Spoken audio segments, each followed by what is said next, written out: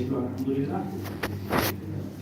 এখন আমাদের সামনে রাস্তা দুইটা, একটা হচ্ছে আপনার যে তারাবির যে আলোচনাগুলো আছে, তারাবি অনেক প্রতিটা আয়াতে আলোচনা দাবি রাখে। এগুলো ধরে হাঁটবো চলবো নাকি ফাতিহাটা শেষ করবো আগে? ফাতিহা শেষ করবো আগে। আচ্ছা, ফাতিহা শেষ করবো। যে ফাতিহা পড়াটা ওয়াজিব, এটা বুঝবো কি ওয়াজিব। আলহামদুলিল্লাহ রাব্বিল আলামিন। হাম শব্দ বাংলায় আমরা প্রশংসা শুনি, এটা এক ধরনের অনুবাদ, কিন্তু মূলত হাম হচ্ছে ওয়াসফুল মাহমুদ বিল কামাল মাহাল মাআল মাহাব্বাতি ওয়াত তা'যীম। মহান আল্লাহ সুবহানাহু ওয়া তাআলাকে ভালোবেসে তাকে তা'যীমের সাথে, সম্মানের সাথে পূর্ণভাবে তার বৈশিষ্ট্য বর্ণনা করাকে হাম বলা হয়। আল্লাহকে ভালোবেসে, আল্লাহকে সম্মান করে তাকে পূর্ণভাবে প্রশংসা করাকে হাম বলা হয়।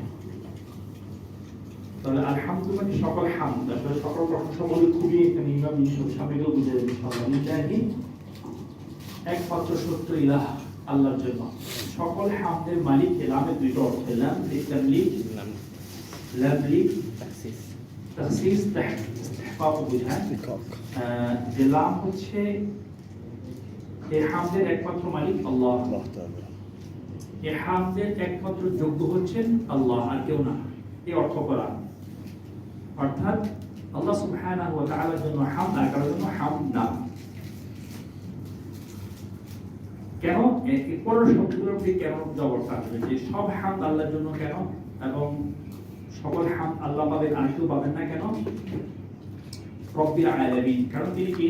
রব্বুল আলামিন, আল খালিক আল মালিক ওয়াল মুদাব্বির। তিনি হচ্ছেন আলামিনের স্রষ্টা, মালিক, সাস্টেইনার।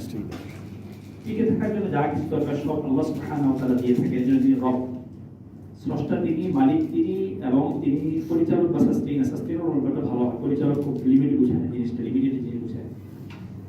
তাহলে সকল হামদ আল্লাহ কেন পাবেন? কারণ তিনি রব্বিল আলামিন বা রব্বুল আলামিন।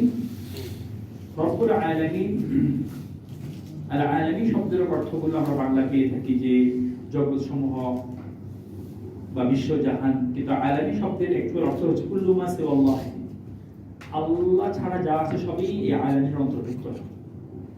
আমরা বলতে পারি প্রতিটি সৃষ্টি, প্রতিটি সৃষ্টির মালিক তিনি, প্রতিটি সৃষ্টির ওনার তিনি, প্রতিটি সৃষ্টির সাস্টেইনার তিনি। এই জন্য সকল হাম এই কাজে আর কেউ পাবেন না। আমি একটু দ্রুত কথা বলতেছি কিন্তু সময় কম। মানে যারা আল্লাহ স্টুডেন্ট তারা তো এই কাছে শুনছে, যারা আল্লাহ স্টুডেন্ট না, আমার কথা বুঝে যাচ্ছে তো? বুঝতেছেন ইনশাআল্লাহ? আলহামদুলিল্লাহ। না বুঝলে আবার কথা আরো আসতে বলবো, সমস্যা নেই ইনশাআল্লাহ। তাহলে আল্লাহ সুবহানাহু ওয়া তাআলার চারটা গুণ বা বৈশিষ্ট্য আসছে আল্লাহ শব্দের পরে। একটা হচ্ছে রব, একটা হচ্ছে রহমান, আর একটা হচ্ছে রহিম, আর একটা হচ্ছে মালিক। এই চারটা গুণ বা বৈশিষ্ট্য আল্লাহ নামের পরে আসছে কেন? তিনি যে সকল হামদ পাবেন, কেন পাবেন? এটা কারণ দর্শানোর জন্য, যে সকল হামদ তার আর কারণ না। প্রথম কারণ কি? তিনি আপনার স্রষ্টা, তিনি আপনার মালিক, তিনি আপনার সাস্টেইনার। শুধু আপনার না, আপনি যেগুলোর উপরে নির্ভরশীল সেগুলো, যেমন আমরা গরুর গোশত খাই, ঠিক না? গরুর রবকে আল্লাহ।